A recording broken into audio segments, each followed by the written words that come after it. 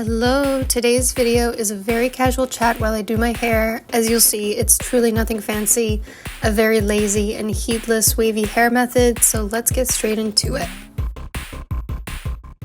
Hi, so today is wash day and I'm going to be oiling my hair. I do this using the Mael Rosemary Mint Scalp and Hair Strengthening Oil, and I try to put this in at least twice per day on the day that I'm washing it, if not even a little bit the day before. I know it sounds gross, I already did it yesterday, so it probably looks really greasy. It is what it is. So while I'm at it, I figured I would answer some of the questions you guys put in my community post, starting off with my favorite question that I've ever received, which is about my cats.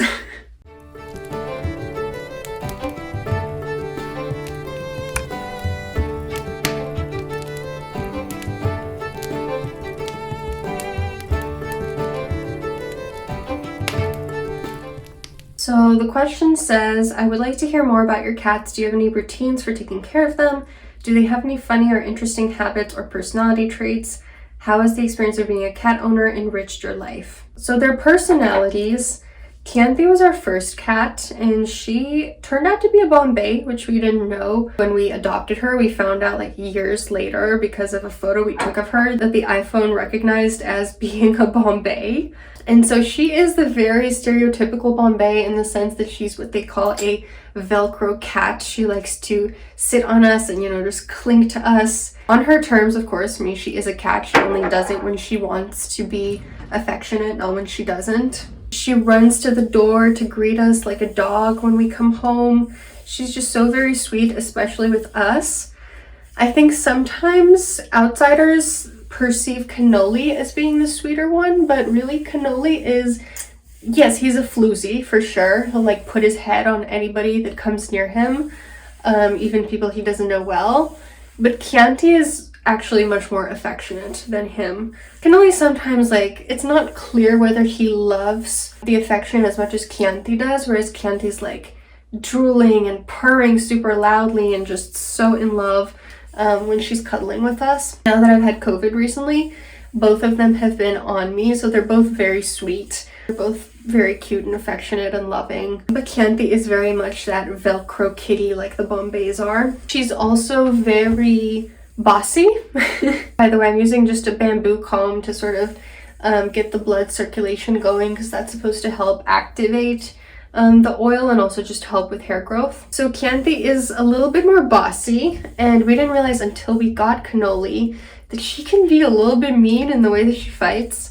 She's definitely the more aggressive one, but anytime Cannoli fights back, or even when he's not touching her, she'll let out this like very victimized meow as if like, mother or father, look what he's doing to me, and he's like not even touching her. She's definitely the queen of the house. She's definitely the alpha between the two of them. That was part of the reason why I knew Cannoli would be the right fit for her. When we got him, I could tell that he was just very gentle. He was not easily startled by things.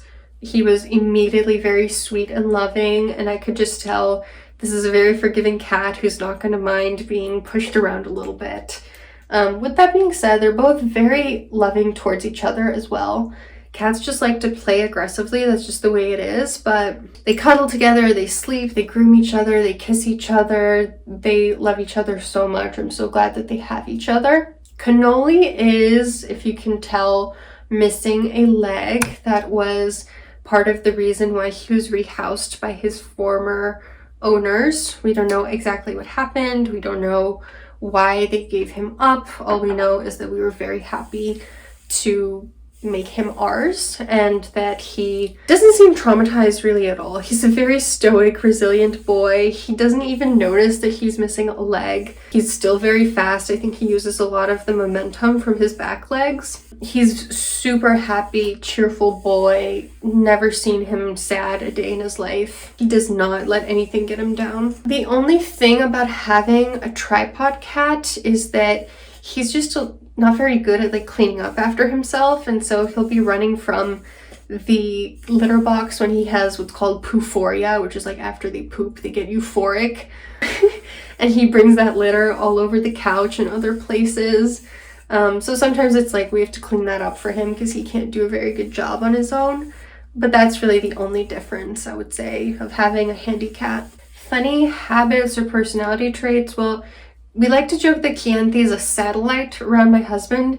Like, as soon as she can hear that he's like moved in the morning, she runs to the bed, and then as soon as he gets up, she follows him. When he goes to the bathroom, like, she has this tradition of like bolting in there before him. We also have this little ritual where he gives her a little boop with his fist. She'll like come up to his fist and boop. Super cute. I'll try to put a video of that. Kiss me hard before you go. Summertime sadness. I just wanted you to know that, baby. I've always had cats growing up. In Romania, we had at one point 13 cats at a time because 2 of our adult cats had kittens within the same week. So having cats is nothing new to me. I've already known that it's something that enriches my life. In terms of routines for taking care of them, we try to brush their teeth and to lint roll their fur so that they don't get fur balls from licking each other at least a couple times a week. Sometimes it's kind of hard to get to it. Chianti did have some tooth extractions. We think maybe she has like a genetic predisposition to gum disease because, like I said, we do try to brush her. And Chianti comes at night to cuddle in my arms. And lately Cannoli has as well. I don't know if it's just like a new tradition or just because I'm sick, but it's so precious to wake up and realize that I have 2 cats on me. It like makes my day. So yeah, that was me answering the first question. I think I'm about done oiling and combing my hair. I'm gonna make myself a matcha collagen latte right now. That helps a lot with hair growth too, specifically the collagen piece. Collagen for skincare, it's like kind of up in the air whether it actually helps. The collagen for hair, for nails, for joint strength is definitely proven. So I'm gonna go make that and then I'll come back when it's time to wash my hair in a few hours and chat some more then. Hair talk. Hair talk. It's not for TOK. TikTok. It's not for TikTok. It's for Book and Hearth. So, half a spoon of matcha. And then 3 tablespoons of the marine collagen.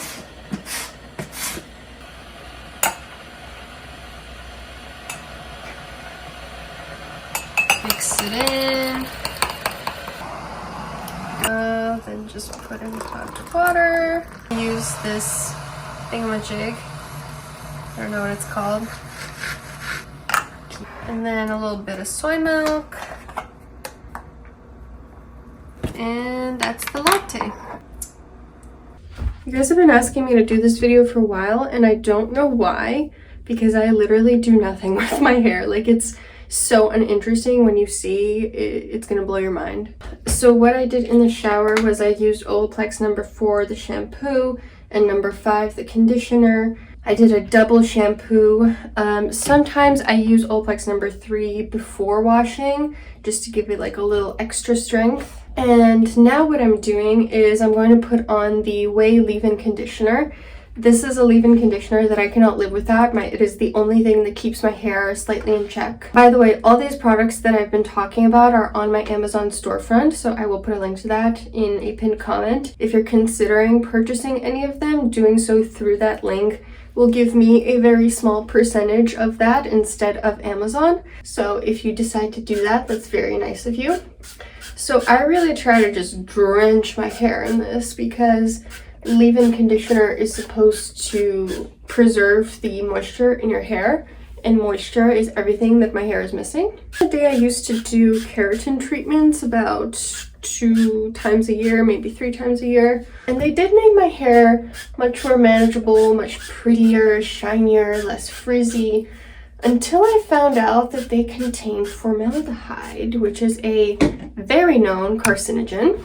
Actually, this morning, first thing when I logged into TikTok, I found out another really fun piece of information, which is that benzoyl peroxide has been recalled from dozens of products because the FDA found that it turns into another carcinogen in your body. So Luckily, I have never really used anti-acne creams or anything like that. I've been pretty lucky in terms of my skin. I can only imagine how somebody might feel after having used those products for years, after being recommended them by your own doctor, your own dermatologist. The absolute agony and anxiety and preemptive grief that you would feel knowing that you possibly put yourself at risk of cancer.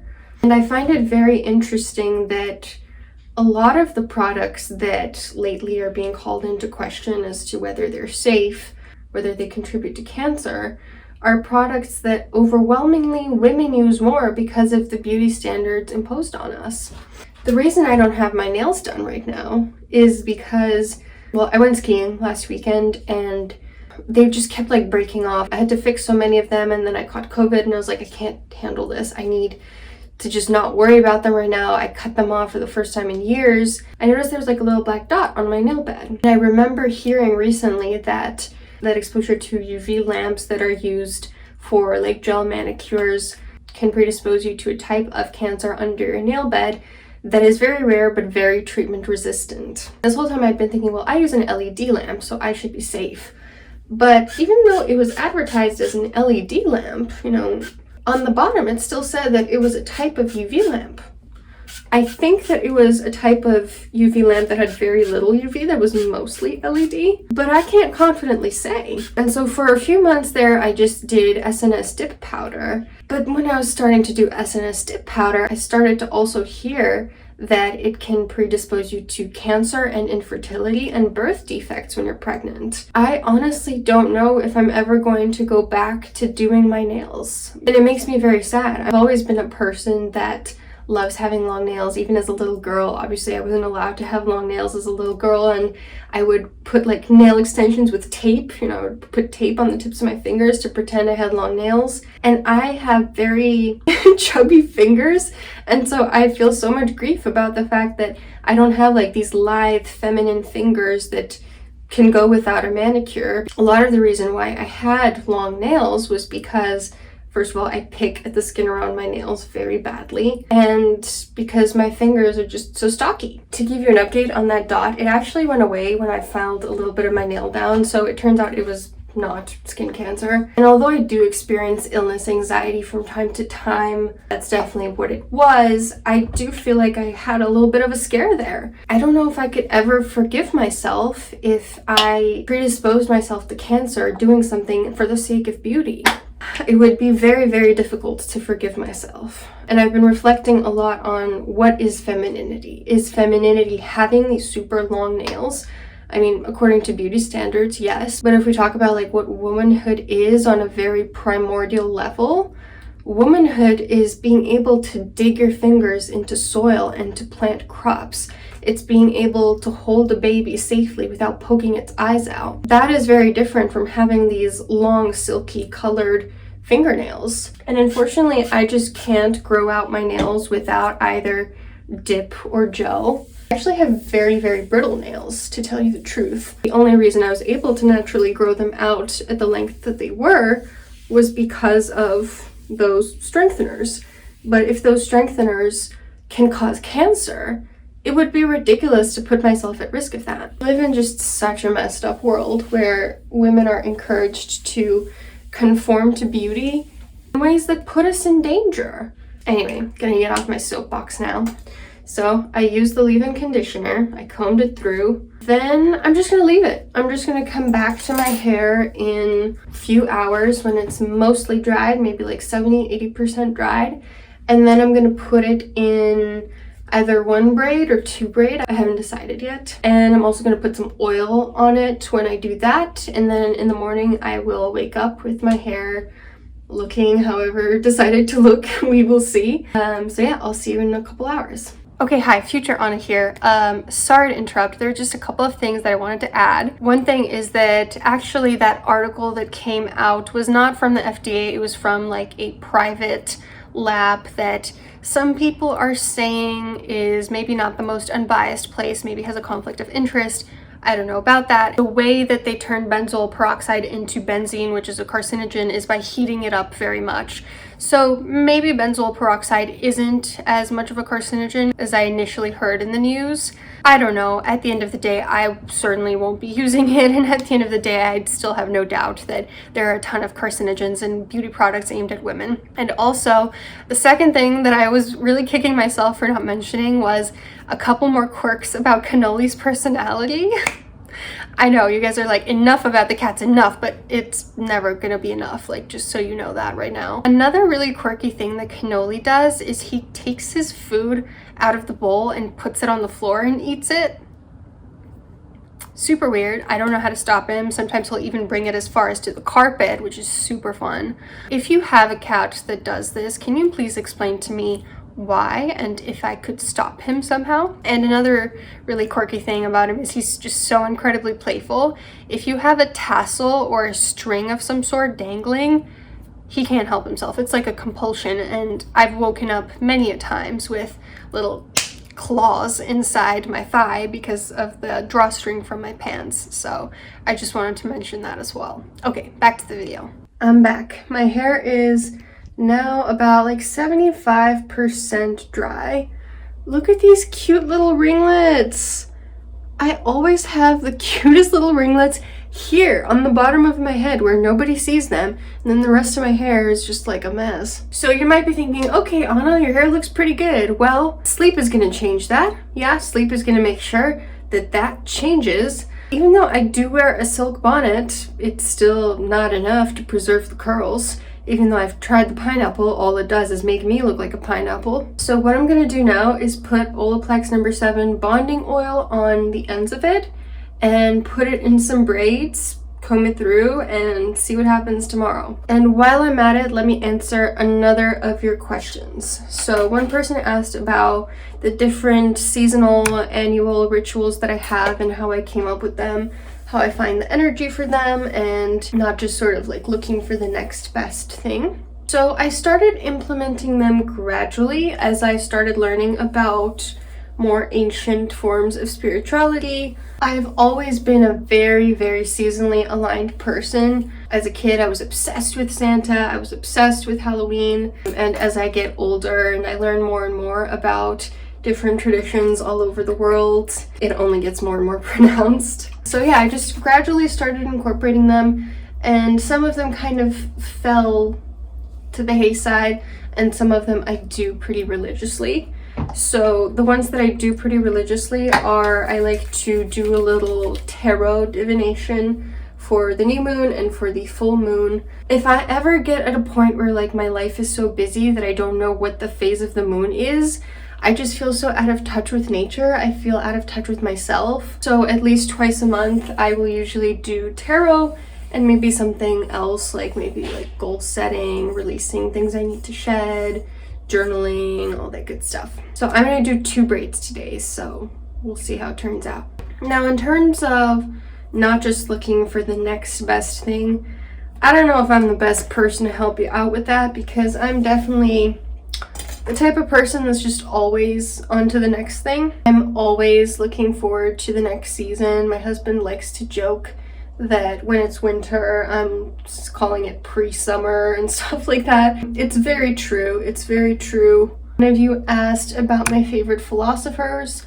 I don't read a lot of philosophy. It doesn't particularly interest me, except Stoicism. That's only because I feel like with philosophy, so often it's like analyzing how we analyze things, whereas with Stoicism, it's just one form of philosophy where I feel like it's pretty prescriptive and it's really aligned with my worldview. So some of my favorite Stoics are Epictetus, I hope I'm pronouncing that right, also Seneca and Marcus Aurelius. Aside from that, yeah, I don't really read philosophy, to tell you the truth. My husband and I have this habit recently where when I'm getting whiny and when I'm starting to practice resistance of reality, I've asked him to ask me, what would a Stoic say, or what would a Stoic do?